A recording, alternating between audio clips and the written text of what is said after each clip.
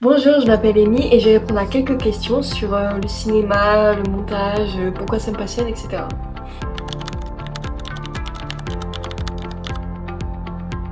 Disons que ça a commencé très jeune. Quand j'étais toute petite, j'avais un caméscope. Je filmais tout, absolument tout, parce que j'habitais à un endroit de campagne qui s'appelait le Revest. Il faut savoir aussi que j'inventais des petites histoires sur un carnet qu'on m'avait offert à Noël ou à mon anniversaire, je sais plus. J'écrivais plein d'histoires, mais des histoires qui n'avaient aucun sens, mais c'était des histoires. Et des fois c'était des mélanges de princesses, de dragons, de moi, de camarades de classe, mais c'était vraiment spontané, mais c'était vachement cool. Ça a commencé vers 6-7 ans. En 3 mots, j'en dirais plutôt 2. Spontanéité et bonheur. Vraiment, parce que j'ai envie que les gens soient heureux de me voir, soient heureux de me regarder au cinéma. D'un côté, j'ai aussi envie d'être moi-même et d'être spontanée et de pas jouer un rôle comme beaucoup.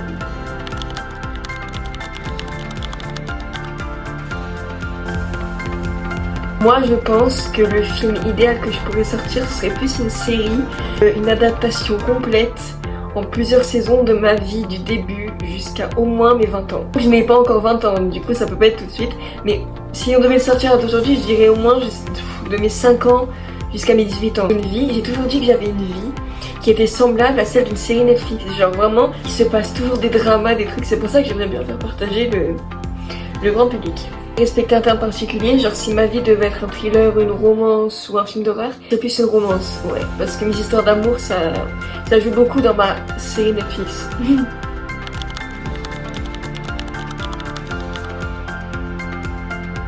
Disons qu'en fait, à chaque fois que j'ai vécu des trucs dramatiques dans ma vie, je les ai mis sous forme de scénario. Mon premier amour, je vais pas dire son nom, mais je l'ai rencontré quand j'avais 15 ans. J'ai écrit un son sur lui, bon ça n'a rien à voir avec le cinéma, j'avais écrit un son sur lui. Et ce son, quand je l'ai terminé, que j'ai posé l'instru et tout, j'ai été totalement remise de ma rupture avec lui. Incroyable.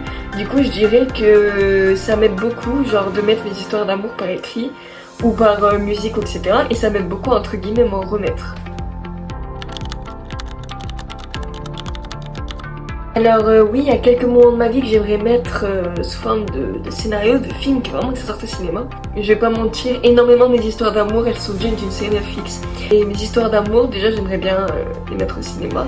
Moment fort de ma vie, comme par exemple quand j'ai fait une dépression. Pour moi c'était hyper cinématographique parce que c'était pas que rester dans son lit. Une dépression, c'est pas forcément que rester dans son lit et broyer du noir. C'est aussi avoir des mauvaises fréquentations, c'est traîner avec des gens pas très bien, c'est faire n'importe quoi. Et pour moi, c'est un peu genre Euphoria. Et genre pour moi c'est incroyable et ça pourrait totalement matcher avec une série Netflix. Et que ce serait mon histoire, genre vraiment ma vie en général, ce serait plutôt une série déjà je pense. Ce serait que même dans les moments les plus difficiles, croire que le personnage va jamais s'en remettre, que c'est la fin, que c'est out, que c'est fin de carrière, il se relève. Et le pire c'est pas qu'il se relève tristement, il se relève en souriant et il dit bah finalement c'était pas si grave que ça. La résilience et la force d'aller plus loin et de devenir quelqu'un de meilleur et justement de se nourrir d'expériences passées pour devenir acteur ou actrice et quelqu'un de meilleur au passage.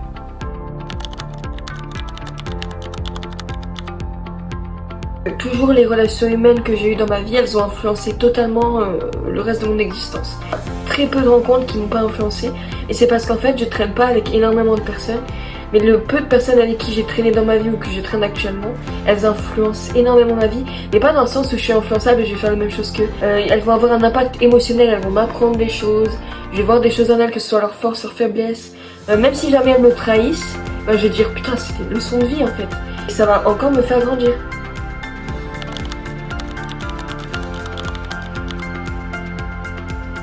Alors ça je sais pas du tout parce que j'y ai pas pensé, parce que je suis loin de faire un film, parce que je sais que c'est déjà pas hyper facile de faire un roman. Alors si je fais un film, mais ce serait vraiment l'aboutissement de ma carrière. Surtout ça voudrait dire que mon film à moi, genre mon écriture, mes personnages, mes trucs, ils passent au cinéma.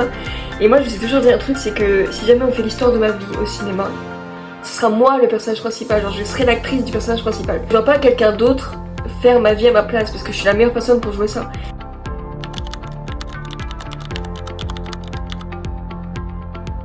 Pas du tout être objective avec cette question, mais moi mon personnage de fiction préféré c'est Arya Stark.